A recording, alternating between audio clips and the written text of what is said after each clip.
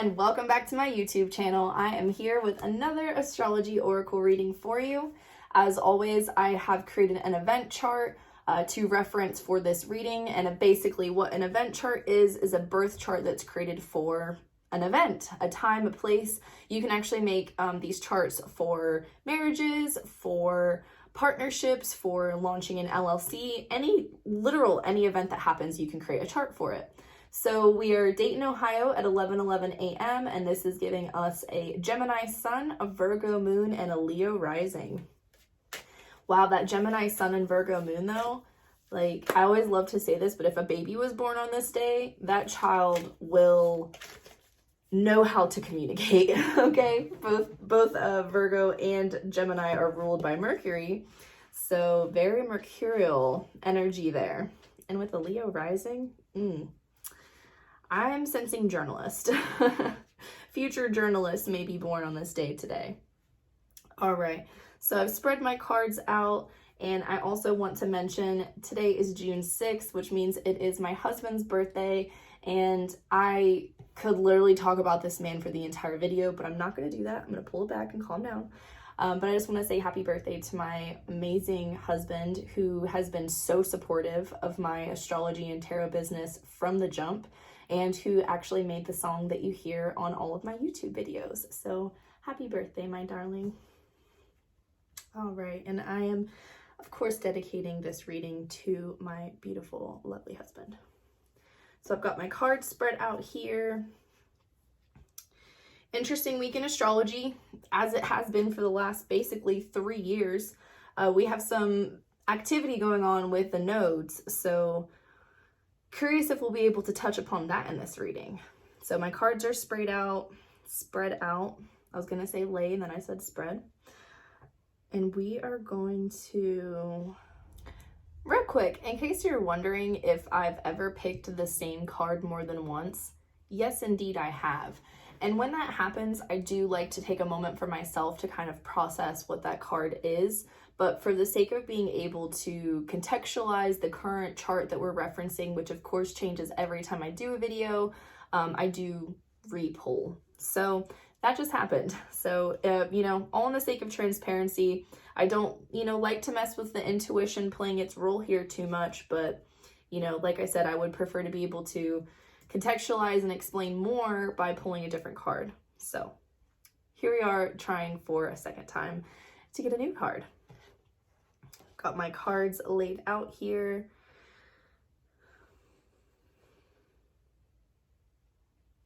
We're gonna go with this guy.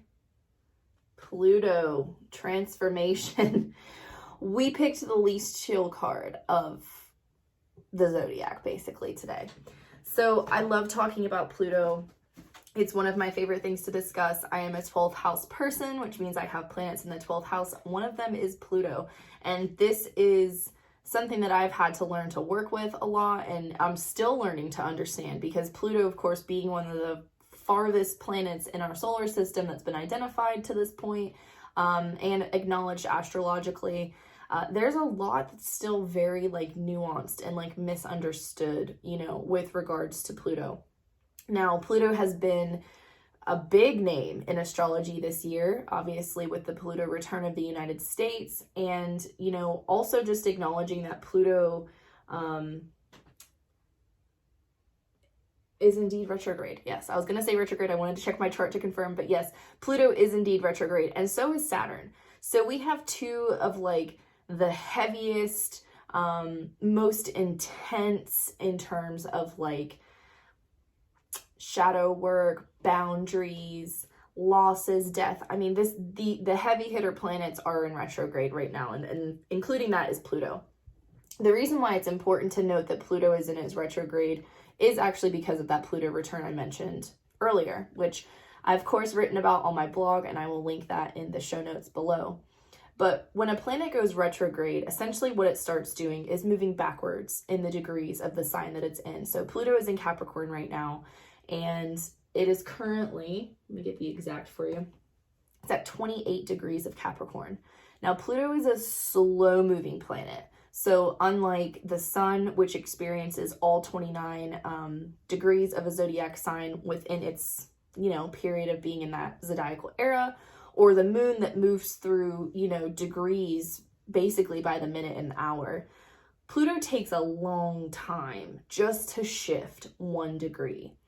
And again, when we have that retrograde motion, we're going backwards. We're kind of revisiting things, that we've already experienced in some capacity, or, maybe that like we went through the process of going through, but we were maybe like on autopilot a little bit too much. So that, retrograde behavior allows us to kind of like go back and be like, what did you miss? Right? So with Pluto in its retrograde, we are almost given the opportunity archetypally to like revisit and redistribute the power, right? Because Pluto is very much about power, and I haven't gotten into the archetypal meanings yet, but politically speaking, we can't get political we can't not get political when we're talking about Pluto, right? Everything to do with Pluto is inherently political. Death, sex, transformation, taxes, inheritances, other people's money, agreements. I mean, so many of these things are political inherently, right? So we have started this energy for Pluto of moving backwards, and it's going to go from 28 to 27 down the line, right? And it's not going to make it too far before it discontinues its retrograde motion. And again, because it's such a slow moving planet, it's not like we're going back all the way to like the 20th or like 15th degree of Capricorn for Pluto. That's not going to happen. But we will be, again, kind of like going back over, for the Pluto return, and we're going to hit this degree again. So again, we've moved backwards. And then when that retrograde stops, we start progressing forward through those degrees again. And so while we're revisiting things now, as time goes on, we are once again going to revisit them once we return to a forward motion through the degrees. So yeah, just really important to kind of like understand that like processing and reprocessing is absolutely a thing during the Pluto retrograde. And it's a thing during any retrograde, as I've mentioned before with Mercury retrograde, always applying that rule of rethink, re-strategize, recalibrate. And we're definitely doing some similar things with the Pluto retrograde as well. Now, if you were a part of the Pluto and Scorpio generation, like myself, which would be individuals born, I believe, 1983 to 1995. I know that the cutoff is definitely 95, but it could be 85, not 83. So double check on that one for sure to see if you count, or look at your birth chart. But if you are a part of the Pluto and Scorpio generation, then we are being activated right now, right here, right now. So, and the reason that I say that is because what we're dealing with at this 28th degree and retrograde of Pluto is doing the Scorpion things, right? Pluto is associated with Scorpio as its zodiac sign. So for the Pluto and Scorpio generation and the millennials, we're largely the workforce. A lot of us are, struggling to buy homes. We're struggling to feed our families. My God, put gas in our vehicles. And with Pluto, again, good time to get into the archetypal meanings, power dynamics, power distribution, and even in some capacity, wealth distribution, because wealth is power, right? Status and wealth, as well as like access and power. I mean, they're all kind of in the same cauldron, so to speak, right? So the Pluto Scorpio generation, we are starting to realize, if we haven't been already woken up to this in the last few years, that this system is not working. It is not working. And it's not going to work, right? Like when you have, like I'm a married woman with 2 small girls and, whatever else, we're looking at, planning for a future, and it is very difficult. And I think many people can resonate with this, whether you're a parent or married or childless or single, it does not matter. Planning for your future right now seems impossible. And this idea of like needing a transformation and needing a change, especially within the realms of power, government, whatever, so Plutonic. And really that is what the Pluto return of the United States is all about. So, you know, no human will ever experience a Pluto return because they take almost 250 years, the length of the, you know, country that we live in up until this point. A lot of people tend to forget the United States Incorporated is less than 300 years old. And this is a very young country. And the Pluto return, you know, is like an epic evaluation. Okay. So essentially the country has ran its course through this time, and we're going through the report card, and we're not fucking happy with what we see. Pardon my language. We're not happy with it. Who could possibly be happy with some of the atrocities? And what that has led to is just a very like disconnected, collective, you know what I mean? And the Scorpio Pluto generation, I think one of our biggest weaknesses is that we always deal with these things on our own, right? I although we do have the internet and we are in some capacity very communal there, I personally don't think that the millennial generation is as connected as we could be, and especially as connected in our shared experiences. You know, who isn't having a tough time out there right now as a young professional, you know, trying to make their way? Now, Gen Z is just down the line about to experience all of this same hogwash that we're dealing with. But the Pluto and Scorpio generation could really benefit, in my opinion, from becoming more active in our collective power together. We have the ability to transform society. My God, do we have the ability. But we're so disconnected and jaded and shut off and disconnected from each other. And like, really that is holding us back, in my opinion. But Pluto wants a transformation. It wants to quite literally burn it to the ground. And, you know, I listened to a lot of other astrologers discussing current events and mundane astrology and predictions and the times that we're in. And we are slowly but surely heading to some sort of radical change. Whether it's a recession, whether it's something that changes within our societal systems, who knows what it is. I cannot predict these things. I am not psychic. I will tell you, though, that something's got to give. And, you know, things can only be held back for so long before they break through and really do commit change. In this current chart that we have right now, a couple things I'm going to mention. So we currently have Mercury, who did its retrograde and it has now ended. But in doing that retrograde, it took itself back into the zodiacal sign of Taurus. So currently Mercury is at 28 degrees. Is this correct? Let me make sure. Sorry, 26 degrees of Taurus. And this Pluto friend of ours is at 28 degrees of Capricorn. Now, when you have these same earth energies applying, this creates what we know as a trine. So we have a trine right now between Mercury and Pluto. And this is, although a lot of harmonious energy, I would say because of this retrograde involvement, you know, a little bit for Mercury and a little bit for Pluto, this is really a time to sit down and start planning and start rethinking the way that you've been doing things. It might be time to write a new budget. It might be time to let go of some of your subscription services. It might be the time to clear out your friend groups. It might be the time to reconsider your career path. You know, because Mercury is present, there's a lot of thinking and planning. And because it's Taurus that Mercury is stationed in right now, we're seeing a lot of energy around our values and money and possessions and material things. And if that does not scream Pluto and Capricorn and what we're dealing with as a collective, I don't know what is. So I'm only hoping that this transit and this aspect in this chart can actually bring some really positive energy our way. Although I will say that, you know, the moon in Virgo has not yet created a trine. It's still a little bit more in that square area. So it's still tense.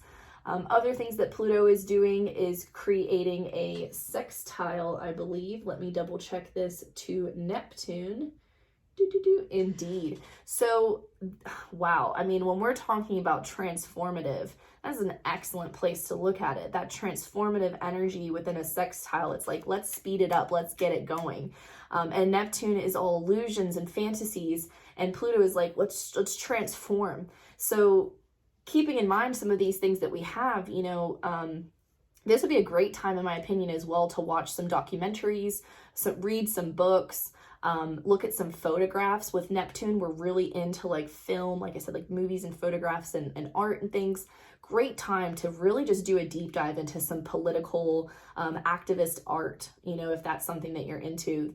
Phenomenal time to do that. A couple other things that we're seeing here as well. We have the sun is creating a contra-parallel, I believe that is.